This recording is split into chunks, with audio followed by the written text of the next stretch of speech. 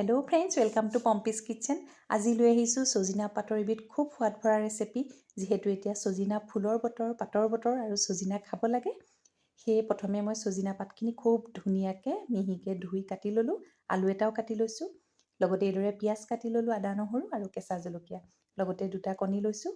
মই অৱশ্যে হাঁহৰ কণী নহয়, মুৰ্গী কণীয়ে লৈছোঁ। আৰু এতিয়া পদ্ধতিখিনি আগবঢ়াওঁ। এয়া প্ৰথমে এখন কেৰাহীত এইদৰে মিঠাতেল দিছোঁ।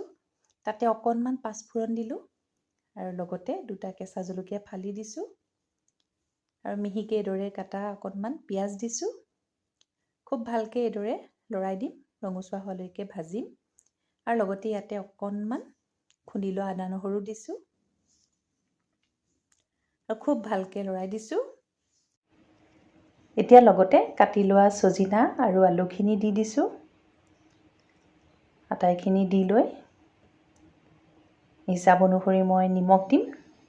তাৰ আগতে অকণমান লৰাই ল'লোঁ।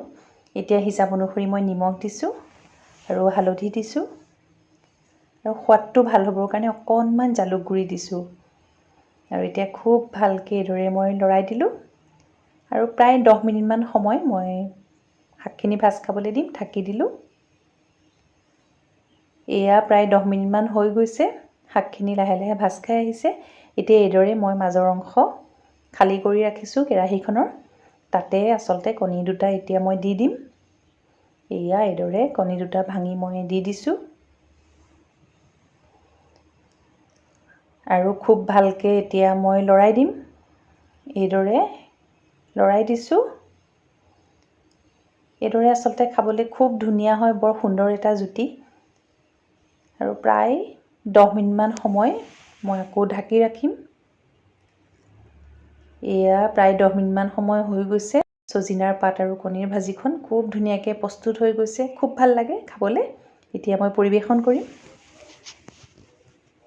এয়া এতিয়া মই এটা বাউলত এইদৰে পৰিৱেশন কৰিছোঁ। আৰু যিহেতু আপোনালোকে সকলোৱে খায়েই, আৰু এইদৰে কণীৰে খাই চাবচোন, খুব ধুনীয়া হয়। হাঁহৰ কণী হ'লে আচলতে বেছিয়ে ভাল হয়।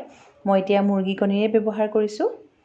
আৰু এতিয়া যিহেতু ছজিনাৰ বতৰ হয়, আৰু এইদৰে ছজিনাৰ পাতৰ ভাজিখন আপোনালোকে প্ৰস্তুত কৰি খাই চাব। আশা কৰোঁ আজি ৰেচিপিটো ভাল পাব। আজিলৈ আহোঁ। ধন্যবাদ।